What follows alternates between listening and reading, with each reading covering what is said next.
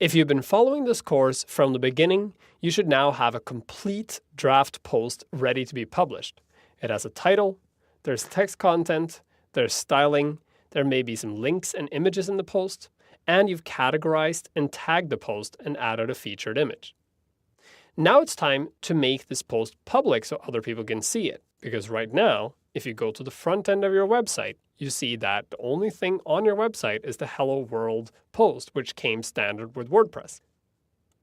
Your post only becomes public when you publish it, and publishing both posts and pages is done in the Publish panel in the top right-hand corner.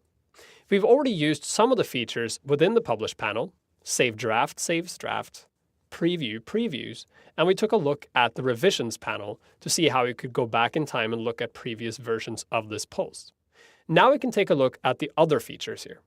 Starting at the top, you have Status, and this allows you to change the current status of the post. Right now it's set to draft.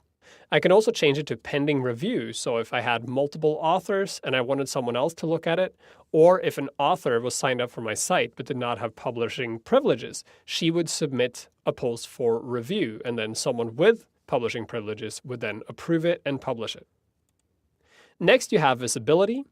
Visibility is split between public, which means the post is public and anyone can see it, password protected, where you enter a password and then people are prompted to enter a password to be able to see the content, or private, meaning only people with login access to the site will be able to read the post. Which one you choose here depends on what type of content you're publishing. Regularly, it should be public, but in some cases you may want to password protect content, or you may even want to make it private if you're publishing information that only pertains to a small group, maybe a company or an organization, or even your family. If you choose public, you have an extra option here called Stick this post to the front page. This function, when checked, will cause this post to stick to the top of your front page no matter what other content is published afterwards. Because WordPress is technically blogging software, meaning anytime you publish a new post, it appears at the top of your front page and pushes everything else down. Applying this sticky post feature ensures that this particular post will stick to the top regardless of whether or not someone posts something else afterwards. In some themes, like the 2014 theme, you can also use the sticky post feature to stick posts to featured content sliders and grid displays, and we'll look at that later on in the course. In most cases, you want to leave sticky posts unchecked. Directly under Revisions, you find Publish On. This is the post scheduler, and this is a really powerful feature of WordPress. By default, if you hit Publish, the post publishes right now, but you don't have to publish the content right now. And if you want to publish your content sometime in the future, let's say next Wednesday at 9 a.m., you don't actually have to sit by your computer on Wednesday at 9 a.m. to publish a post. You can simply schedule WordPress to do that work for you. To do so, go to Publish On, click Edit, and change the date and time to any date and time you want to publish this post on. What's really interesting is this feature does not restrict itself only to times in the future. You can actually backdate any post to any previous date that's already happened. That sounds odd, but it actually makes a lot of sense. Let's say you wrote an article for a blog a year ago, and then that blog has gone belly up. Or you wrote an article a long time ago and you just want to republish it on your blog. In that case, you can create the post, then you go in and change the publishing date to the date and time you originally published that content, click OK, and publish the post. The post will then be put into the chronology of the rest of your content at the time it was originally published. So if people are following your blog in reverse chronological order, they'll find the post at the appropriate time in relation to your other content. This is also great if you are publishing a new blog and you want to show that you have a history of content. You can backdate your content, and you can also schedule future content so you don't have to always worry about new content coming up.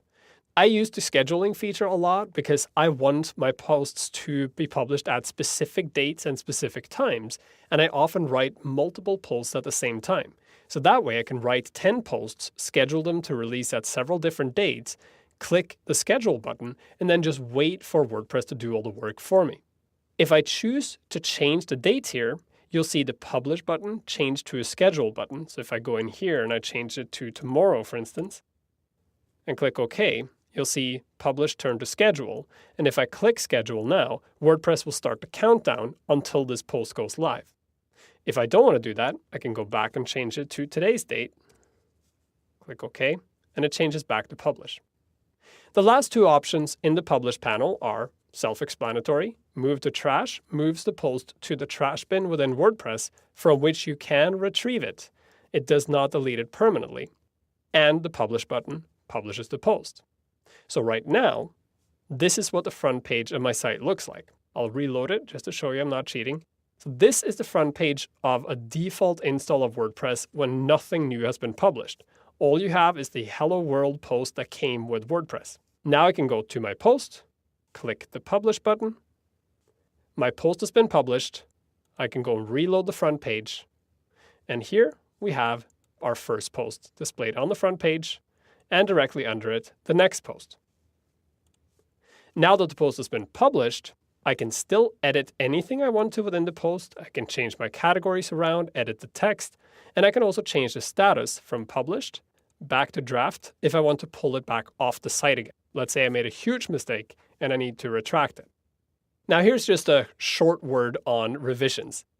If you publish a post and then decide to change it later, make sure you leave a note about what you changed at the bottom of your post so that when people come to your post, they don't go, hey, what happened to that stuff I read earlier? I thought it said something about something and now it's not saying that. Because when you're posting content, you are really publishing content to the world and you want to be sincere about what you're doing. So if you make edits, make sure to take notes so people know what you edited.